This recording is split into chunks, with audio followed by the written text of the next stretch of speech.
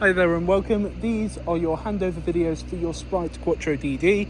These are essentially a basic walkthrough on how to set up and operate the caravan as if you were coming on or off site.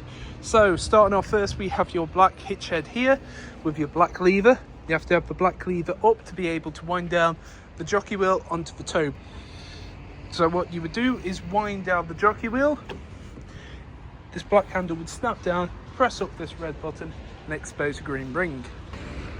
Then just here we have your handbrake. So to disengage, you press down, to engage, flick up. Now these can come up with a fair bit of force, so just make sure your head's not in the way. This does have an adapter for 13 pin if you want to make it a little bit longer. However, it is 13 pin, so if you do have 7 pin on your tow vehicle, make sure to bring yourself an adapter. 2 points either side and 2 points at the back, we have inserts for your legs. The caravan itself comes with a leg winder, or alternatively, you could get yourself a 19mm drill bit and a power drill just to make it that bit quicker. However, do not attempt to jack up or level the caravan using your legs. They're simply used for stabilisation. Now we're using our test equipment today here, so we have a red propane gas bottle with an in-date gas hose connected on just here. Now black gas hoses run for 5 years, so as you can see on this one it's dated 2025. That black gas hose connects from the bottle to the regulator just here. Hand tighten that as much as you can and then just snip it up using a spanner. Once both sides are firmly connected, twist the gas bottle in the positive or open direction. Now do be aware that the hose does have a O-ring / washer inside of it, so don't have it on ridiculously tight as it can cause it to crack and break. On the other side, starting off first, we have your flue. Your flue is used to get clean air in and out of your boiler when operating on gas. Don't have to do anything with this except make sure it's nice, clean and tidy. And just here we have your plug-in for your water pump. Water pump comes in with the caravan. However, we're not running water through today as it is rather cold and the caravan has been fully drained off as well. However, it's all been checked through and it all works. Next to it, we have your battery lock-in. Now this example doesn't have a battery on. Then we have your plug-in for your mains just here. Mains plugs in nice and easy. Battery connects really nice and easy as well. All you need is a 12 or 13mm spanner. Motor mover will be gone over on collection. And lastly, we have your toilet functions. So first up at the bottom here, you can see you have 2 points where your wastewater will come out of. You'll need some 28.5mm waste pipe that you can then feed into a waste master that you can empty out at the appropriate point on site. Then here is your cassette. To remove it, press up on the orange handle, pull out towards you. Now you do have to have the toilet in the correct way as well. Push this handle out and up to be able to use it similar to a carry-on suitcase. Twist this head to the side. Twist off this cap. It's a little bit awkward to do with one hand. And then what you want to do is tilt, and at the same time as tilting, continually pressing your vent button. Then what I recommend to do is open up this compartment, feed in some fresh water, give it a bit of a shake, shut it all up, and again tilt and vent. Then on this cap here you have measurements in both imperial and metric, and that is for your blue chemical. Blue chemical goes into this cap, back onto this head here, twist it on, and then push it back. Then put the cassette in the holster, so the orange handle will sit behind the white teeth, as then it can't be removed without pressing up that handle. Then just up here we have your flush tank. The flush tank itself can hold 12 litres of water. However, I wouldn't recommend putting in any more than 10 as you don't want to overfill the compartment. You can also add a bit of pink chemical which works as a bleach without being corrosive and makes it smell a bit nicer. Now you don't want to travel with either of these two full, so just up here got a little bung to drain off any remaining water in the system. As mentioned, the caravan will be fully drained off when you come to collect it. Then underneath your right hand side seat you have all of this here, so I wouldn't recommend storing anything under. You can open up this panel to give you access to your Truma boiler, and then you have your flow jets which pull through the water. all of that goes through these blue pipes that lead to this yellow switch. That yellow switch is your drain valve. When it's upright as it is, that means it's in drain mode. However, flick it down horizontal and that means that it can allow the water to flow through. You will collect the caravan with it in that position. Anytime you come off site, make sure you keep it in that position. And November to March, have that up permanently unless you're actively using the caravan, as the colder weather can cause the water inside the system to freeze, leading to the pipes bursting. This silver box mounted on the side is the equivalent of your brain box for the motor mover. If you need to do a reset, it's on that panel.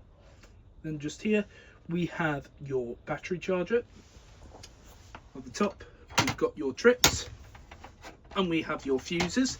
All your trips in the upright position and all your fuses in the correct position. We then, if my camera would work, have two buttons there, both illuminated, showing that heating and hot water and charger are both working. A reverse polarity switch if you ever go abroad, and then a complete system shutdown button. Press that in, nothing inside the caravan is able to operate.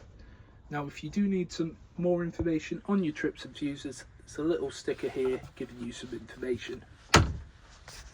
And just here we have your trigger control panel and your main control panel. So the main control panel itself does have a little bit of a sensor which is touch, can see if you waft your fingers in front of it, but it mainly works on these buttons. So you have your main on and off button just here, and then you can cycle through here. So right now it shows 14 volts are coming into the caravan. That is coming from the mains lead itself. It's not coming from the leisure battery. When you have a leisure battery on board, it will show the amount coming from that. Then shows the internal temperature. It's 9.8. Some system settings. It's a little bit awkward to see. Sergeant, leisure charging, no vehicle battery at the moment, solar panel, and the amount for the battery. So there are a couple of options that you can cycle through, and these are sort of your main settings. On this side we have your awning light, so I'll press that in, come outside, and you can see awning light on just there. And then we have two different lights. So first one, if I press it in, you can see that the top lights of the back go there. And then if I press the bottom one, you can see that the smaller lights turn off. You do then have your respective switches as well for the lights.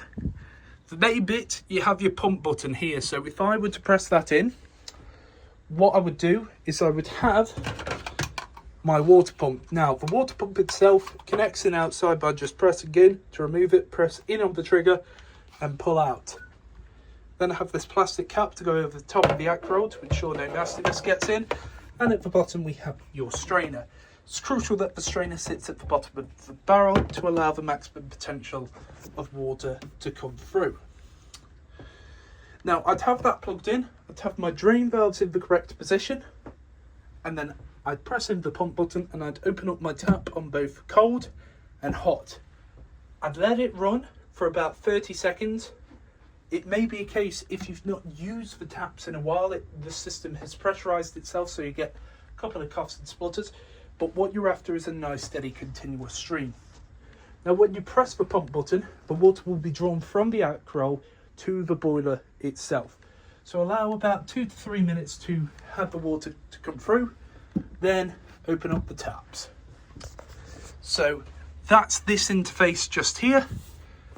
Now as well, if you do need to select anything, you can press in on this button, but simply this allows you to cycle through awning light, two different light switches, and your pump button. Whenever you have it on, you'll see a little blue light on just there, similar to this one. Just next to it though, we have your Truma control panel. So this is the panel for the heating and the hot water. So press in and I come to this screen here. So first up, I have the motorhome / caravan with the thermometer inside. This is for the internal temperature that I desire. Using this dial, I can select the amount that I want coming in, and I've selected 8 degrees. Now, it's not an instantaneous thing. What will happen is you have these series of vents jotted across the caravan, which will push out the warm air. As you can see, when I've selected it, a little flame has come on the top line. What? And then this symbol is for the power, and that's for the fan.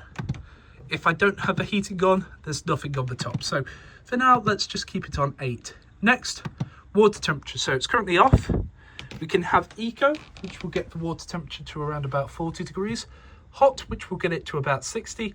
And boost. Now what boost does, it prioritizes the water heat over the heating of the actual caravan for around about 15 minutes. 15 to 30 minutes. After those few minutes, it will then drop it down to eco. Next up, we have your power source. So we can either use gas, a mixture of gas and 1 kilowatt, mixture of gas and 2 kilowatt, strictly electric with 1, or strictly electric with 2. So you do have a couple of choices. Then we have fan speed. So eco or high. Eco is a nice steady boost, whilst high is a lot more vigorous. Now, if I didn't have any heating on at all, so let's turn that off, and I went over to the fan setting, I either have off or vent. Now what vent does, it just pushes air out. It's not hot air, it's not cold air, it's just the air in the caravan. So if you were to have all your windows open, it would circulate some nice fresh air. Then we're on to the bottom row. So just here, this one is for a timer. So this allows you to start when you'd like the heating to come on. So you first input the start time and then the finish time. So if you're away from the caravan for a little bit of time and you want a bit of heat going on, it allows you to have that just so it's not blaring hot when it comes in. Then you have the time. It is a 24-hour clock, so you just select the correct time. Then this spanner icon is for your additional settings. So you have offset, temperature, brightness, 12 or 24-hour clock, language and index. I'm not going to run through them. If you'd like to have a look inside your book pack to see what they represent, please do so.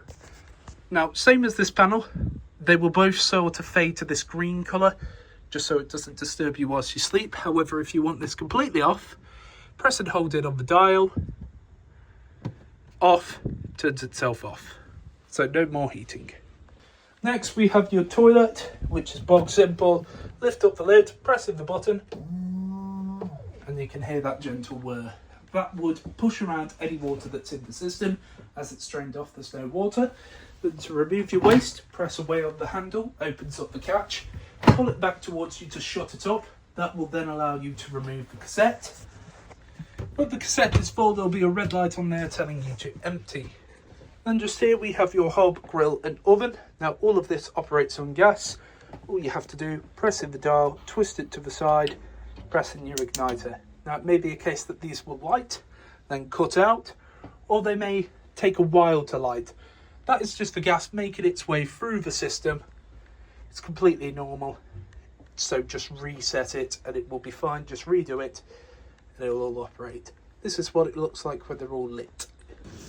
As you can see, all your burners nice and lit. Turn it off, back to the central position. And it's the same concept for the grill. So let's see if I can do this with one hand.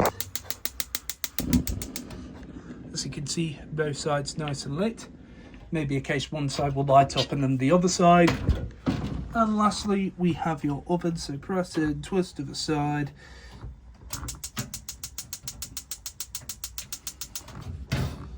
It's awkward doing it with one hand. And it usually helps when the tray is in the right position. So as you can see there, all nice and lit. Only other real thing to note, you need to travel with this glass sheet down, but don't put it down until all of these are nice and cold. You can travel with the gas hose on, but make sure the bottle itself is turned off. And just here we have your Dometic fridge.